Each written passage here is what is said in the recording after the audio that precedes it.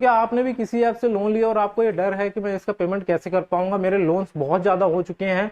तो ऐसा डर सबके मन में आता है दोस्तों। और एक चीज और मैं बता दूं कि किसी भी बंदे ने 7 डेज की लोन ऐप से लोन लिया है, उसको अब 1 रुपए का भी पेमेंट करने की जरूरत यहाँ पे नहीं है। और किसी भी ऐप्स ने जिसने कॉन्टेक्ट लिस्ट का एक्सेस दिया है, उसको भी यहाँ पे पेमेंट करने की जरूरत नहीं है। ऐसा मैं क्यों कह रहा हूँ वो भी मैं आपको बता देता हूँ दोस्तों। यहाँ पे गूगल ने 31 मई के पहले बहुत सारे ऐसे आर्टिकल पब्लिश करवाए थे, बहुत सारे न्यूज आर्टिकल ने पब्लिश किया था। गूगल ने खुद एक पोस्ट डाला था जिसमें बताया था 31 मई के बाद जितनी भी पर्सनल लोन ऐप्स हैं वो आपका कॉन्टेक्ट का डाटा नहीं लेंगी, आपका जीपीएस डाटा नहीं लेंगी, आपके बहुत सारे गैलरी ये सारे डाटा कुछ भी नहीं लेंगी।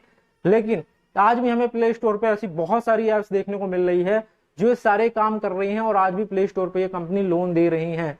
जी हाँ दोस्तों, हमारी टीम ने रिसर्च करी और पाया कि बहुत सारी आज भी 90% से ज्यादा ऐप्स ऐसी हैं, लोन ऐप्स, जिसमें बहुत सारी फर्जी भी हैं जो आपसे कॉन्टेक्ट का एक्सेस ले रही हैं। तो ये इलीगल काम चल रहा है दोस्तों। गूगल ने हालांकि बोला था कि हम ये करेंगे, बट गूगल ने नहीं करा। और यहाँ पे एक आर्टिकल भी था जिसमें उन्होंने बताया था कि हमने 3500 समथिंग लोन ऐप्स को डिलीट करा है। अब मुझे नहीं पता वो कहाँ से वो लोग इतनी ऐप्स लाके आए हैं। अभी भी सारी ऐप्स मौजूद हैं प्ले स्टोर में। बहुत सारी एनबीएफसी ऐप्स भी हैं जो कॉन्टेक्ट का लिस्ट का एक्सेस ले रही हैं आपसे। कोई भी ऐप्स का एक्सेस ले रही है कॉन्टेक्ट लिस्ट का, तो आपको समझ जाना है फ्रॉड है, फर्जी है, क्योंकि गूगल खुद ये चीज एक्सेप्ट करता है। और 7 दिन की जो ऐप में तो आपको पेमेंट वापस करना ही नहीं है। रही बात कॉन्टेक्ट में कॉल करेंगे, करने दो, आप अलर्ट कर दो कॉन्टेक्ट वालों को, जो तरीका अपनाना है अपनाने दो। सबको सब पैसा फर्जी होता है इनका, पेमेंट करने के बाद भी लोगों को ये लोग लूटते हैं। आते हैं मुद्दे पे, जो कि है मैंने वीडियो की स्टार्टिंग में कहा कि आज के समय में जो सबसे ज्यादा लोगों की प्रॉब्लम ये हो चुकी है, मेरे पास बहुत सारे कमेंट मैसेजेस आते हैं और एक कॉमन प्रॉब्लम मुझे देखने को मिलती है कि किसी बंदे ने सिर्फ एक ऐप से लोन नहीं लिया होता है, जब वो लोन ऐप से लोन लेने लगता है तो वो बंडल्स में लोन हो जाते हैं, उसको पता भी नहीं चलता। इसके पीछे का सबसे बड़ा कारण यही है कि जब वो पहला लोन लेता है और उसके पास पैसे के अरेंजमेंट नहीं होता, तो उसके मन में वही ख्याल चलता है कि दूसरे ऐप से ट्राई करते हैं। और स्टार्टिंग में तो बहुत ही सिंपल लगता है कि हाँ ठीक है, हमारा अभी का काम चल गया। लेकिन लोग फ्यूचर का नहीं सोचते हैं। वो नहीं सोचते हैं कि जब ये चीजें इकट्ठी हो जाएंगी तो कितना ज्यादा बर्डन आपके ऊपर आ जाएगा, कितना ज्यादा बोझ आ जाएगा। और सेम सिनेरियो सबके साथ हो रहा है, जिसकी वजह से सबकी कॉमन प्रॉब्लम है। हमारे लोन इतने बढ़ गए हैं कि हमारी इनकम से ज्यादा हो चुकी है ईएमआई। हम अपना घर चलाएं या हम अपनी ईएमआई पे करें, सबकी कॉमन प्रॉब्लम है, आपकी बस नहीं है ये। आज के समय में जब आप एक लोन से लोन स्टार्ट करते हो तो मैं आपको बता दूं इनका एपीआर ही होता है 50 से 70%। भाई 50 से 70% तो ऐसा आपको एक्स्ट्रा देना पड़ेगा। 10,000 का लोन ले रहे हो, ओवरऑल आपका लोन 16,000 आपको पे करना पड़ेगा। आप 10,000 लिए, आपको 16,000 देना पड़ेगा। कैसे दोगे? ये सिर्फ एक लोन ऐप की केस की बात है। इसी तरह आप 10 ऐप से ट्राई करोगे तो कहीं आपने 1 लाख लिया, आपको भरना पड़ रहा है 2.5 लाख रुपए, तो कैसे भर पाओगे आप? ये लोग कैलकुलेट नहीं करते। आज की समय की सबसे बड़ी प्रॉब्लम यही है, इनकम के अकॉर्डिंग आप अपने लोन को कैलकुलेट नहीं कर पाते हो। लेकिन ऐसा नहीं है कि इससे निकलने का तरीका नहीं है, आपने गलती कर दी है तो निकलने का तरीका भी है। तरीका बहुत ही सिंपल है। सबसे पहला काम, नेक्स्ट लोन नहीं लेना है। अगर आपने 50 कंपनी से भी लोन लिया है, 51वीं कंपनी से आपको लोन नहीं लेना है। अगर आपने 10 कंपनी से लोन लिया है, आपको 11वीं ऐप ट्राई नहीं करनी है। अगर आपने 5 ऐप से लोन लिया है, आपको 6वीं ऐप ट्राई नहीं करनी है। सबसे पहला रूल है, आपको अगला लोन नहीं लेना है। दूसरा रूल क्या है? जिसका भी इंटरेस्ट रेट ज्यादा है, जिसका भी छोटा लोन है, उसको सबसे पहले क्लोज करो। ठीक है, आप 1 महीने में आपकी इनकम लिमिटेड है, लेकिन 1 महीने में आप 1 से 2 ईएमआई ही पे करो। 1 से 2 लोन ही क्लोज करने की कोशिश करो, इकट्ठा कोशिश मत करो। ठीक है, अदरवाइज आप नहीं कर पाओगे। एक क्लोज करो, पहले देखो किसका इंटरेस्ट रेट ज्यादा है, उसको ट्राई करो। और 3 महीने का गैप मत करो, 3 महीने के बीच में किसी एक की ईएमआई पे करते रहो। तो एक एक करके लोन क्लोज करो, क्लोज हो जाएगा। ये प्रैक्टिकल वे है दोस्तों। आपको पहले एक लोन पे टारगेट करना है, इसको किसी तरह कोशिश करना है कि मैं इसको क्लोज करूं।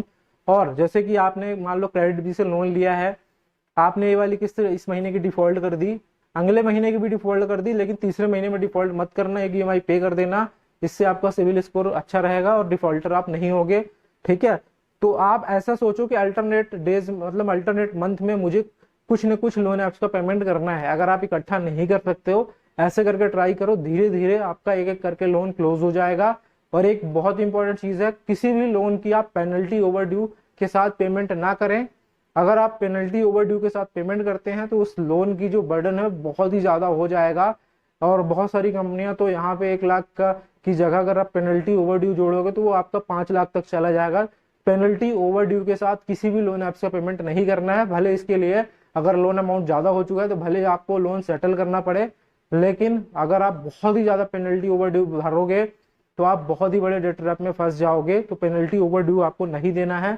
आपको कंपनी से बात करना है कि मैं आपका ईएमआई अमाउंट ओनली पे कर सकता हूँ और मुझे अपना सिविल भी अच्छा चाहिए। ये बात करते समय आपको रिकॉर्डिंग ऑन कर लेनी है दोस्तों, ताकि कल के दिन कोई भी इशू होता है तो आपके पास आपका पक्ष रहे कि हाँ मैंने कंपनी से बात करी थी, मेरी फाइनेंशियल कंडीशंस बहुत ही ज्यादा खराब थी, इसकी वजह से यहाँ पे मैं पेमेंट टाइम से नहीं कर पाया, बट मैं पेमेंट करना चाहता हूँ, मेरी कंडीशन सही हो जाएगी।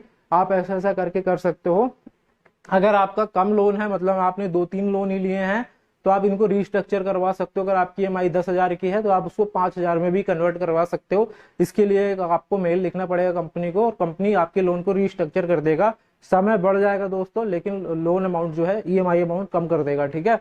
तो ये कुछ तरीके हैं जिसको आप अपना सकते हो दोस्तों, जो कि आपके लिए बेस्ट रहेगा। मोरेटोरियम लेने का एक नुकसान है, मोरेटोरियम क्या होता है, कुछ दिन का आप गैप ले लो 3 से 4 महीने का, बट उसका इंटरेस्ट रेट जुड़ता है, जितना भी अमाउंट बचा होता है ना उन सब का इंटरेस्ट रेट आपसे जोड़ के लेते हैं लोग, इससे आपका बर्डन थोड़ा बढ़ जाता है। तो ये कुछ प्रैक्टिकल तरीके हैं जिसको आप अपना सकते हो। लेकिन मैंने आपको जैसे बताया, आपको एक लोन क्लोज करना पड़ेगा, आपको अपनी इनकम कहीं ना कहीं से बढ़ानी पड़ेगी।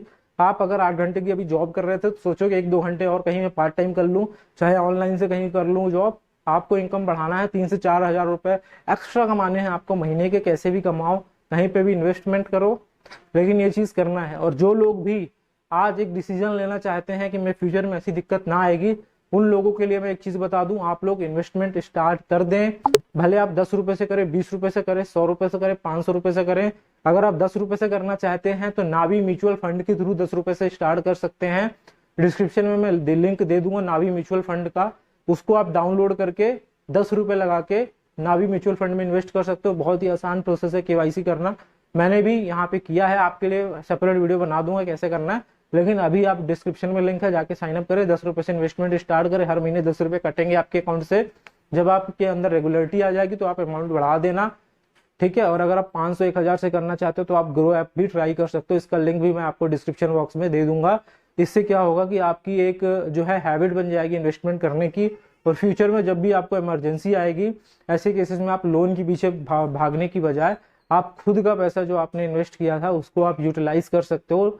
तो ये जरूर काम करें दोस्तों, जो कि अक्सर यहाँ पे लोग इग्नोर कर देते हैं, इन्वेस्टमेंट करना, इमरजेंसी के लिए पैसे बचाना, जो कि आपको सबसे पहले ये काम करना चाहिए सारे काम छोड़ करके।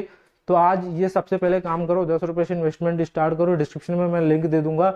और अगर आपको एक्स्ट्रा इनकम भी कमाना है तो नावी म्यूचुअल फंड के थ्रू आप रेफर करके भी पैसे कमा सकते हो। हर एक रेफर पे अगर आप म्यूचुअल फंड को रेफर करते हो तो आपको 200 रुपये मिलता है, और अगर आप लोन्स किसी को चाहिए उसको रेफर करते हो तो आपको 1500 रुपये मिलता है फ्लैट आपके बैंक अकाउंट में, ठीक है। तो चलते हैं, मिलते हैं दोस्तों अगले वीडियो में से इन्फॉर्मेटिव वीडियो के साथ। और एक बहुत इंपॉर्टेंट चीज, डिस्क्रिप्शन बॉक्स में हमने टेलीग्राम का लिंक दिया, टेलीग्राम जरूर ज्वाइन कर लें, काफी सारे लोग ऑलरेडी ज्वाइन कर चुके हैं, आप भी ज्वाइन कर लें। मिलते हैं अगले वीडियो में इसी तरह इन्फॉर्मेटिव वीडियो के साथ।